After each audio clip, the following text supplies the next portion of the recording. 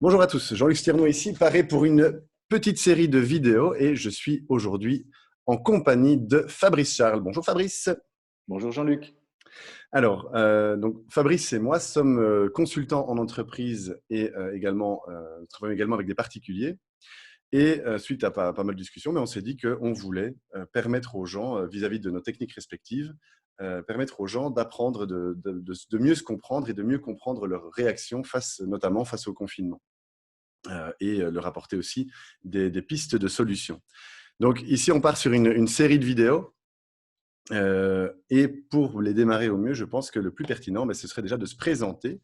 Donc, comme je l'ai dit, je m'appelle Jean-Luc Stiernon. Je viens du monde artistique au départ. Je viens du dessin animé et du théâtre. Je me suis passionné pour la narration et j'ai appris en parallèle à cela la programmation neurolinguistique, je vais y arriver.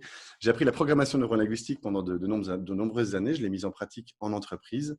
Et petit à petit, j'ai développé une technique personnelle qui tourne autour justement de cette fameuse narration. Et en version résumée, j'appelle ça la stratégie narrative. Et ça a vocation à permettre aux gens de comprendre leur histoire passée pour écrire au mieux leur histoire à venir. Voilà de mon côté. Donc, j'ai une approche qui est plutôt orientée euh, philosophico-psychologique, on pourrait voir ça comme ça, donc vraiment orienté sur le mental. Là où toi, Fabrice, tu as une approche un peu plus globale où tu intègres également le rapport au corps. Et c'est là où nos discussions étaient intéressantes. Du coup, je te laisse te présenter vis-à-vis de ça.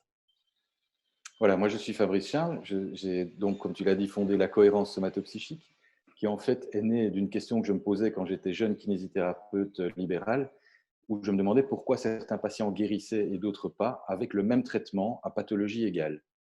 Donc, on sait en médecine que les pathologies sont souvent multifactorielles. Pour avoir la grippe, il faut être en contact avec le virus, il faut éventuellement manquer de certaines vitamines, il faut être fatigué, etc.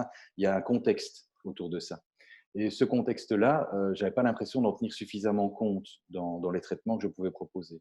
Donc, je me suis intéressé à la médecine chinoise qui, elle, prenait justement en compte ce contexte par l'alimentation, l'énergie de la personne et aussi son état émotionnel. Et en travaillant, je me suis rendu compte que l'état émotionnel était très, très souvent perturbé chez les gens qui ne guérissaient pas.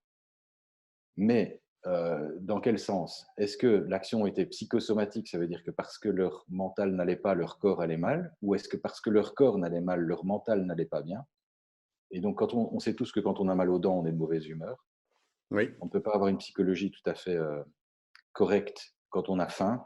Quand on a faim, on est plus agressif, c'est normal, il faudrait pouvoir aller à la chasse à ce moment-là. Donc, il y a un tas de facteurs qui vont intervenir dans une boucle que moi j'appelle la boucle somato-psychosomatique. C'est-à-dire que si on intervient sur le corps pour que le corps aille mieux, le mental va aller mieux. Et si le mental va mieux, l'aspect psychosomatique va aller de mieux en mieux. Le corps va automatiquement aller mieux. C'est ce qu'on pourrait appeler la boucle somato-psychosomatique, une boucle vertueuse, un cercle vertueux. C'est dans cette optique-là, je me suis formé à énormément de techniques différentes, allant de l'ostéopathie à la psychothérapie. Et ça m'a permis de construire un protocole d'intervention qui est basé sur justement un assemblage de plein de techniques que j'ai apprises et qui s'intègre dans une stratégie qui n'est pas une vérité, mais qu'une stratégie d'intervention que je propose aujourd'hui aussi en entreprise, après avoir vu beaucoup de chefs d'entreprise complètement perdus ou isolés dans leurs décisions, ne se comprenant plus dans leurs décisions, voyant des tas de personnes en burn-out, etc. Je me suis dit, il est temps d'amener, plutôt qu'en individuel, il est temps d'amener ça dans des groupes, puisqu'une organisation, c'est finalement comme un organisme. Notre corps, c'est une organisation, avec une tête, avec des organes, avec des muscles, etc. Donc, on peut appliquer ce protocole aussi bien dans une entreprise que pour un individu. ok, nickel. Merci beaucoup pour ça déjà. L'idée ici, ça va être de prendre les différentes techniques un peu séparées pour permettre aux gens de comprendre comment ton approche fonctionne. Et du coup, sur base de ça, quels sont qu'est-ce qu'on peut en déduire de ce que l'on vit, de notre vie de tous les jours. Tu es d'accord avec ça? Tout à fait d'accord. Je pense qu'il faudra aborder le problème par la base. C'est qu'est-ce que c'est qu'un état de santé, qu'est-ce que c'est qu'un état de maladie? Parce que ce soit un individu ou une entreprise, il y a des entreprises en bonne santé, des entreprises malades, hein, et on Oui. peut faire le parallèle entre les deux. Donc, je pense qu'il faut qu'on aborde le problème déjà en définissant ça dans la prochaine capsule. puis voir comment la santé se perd ou s'acquiert, et ainsi de suite. Ok, nickel. Eh bien, ce que je te propose, c'est qu'on mette cette vidéo-ci en arrêt et qu'on embraye directement sur la capsule suivante. Ça marche? D'accord.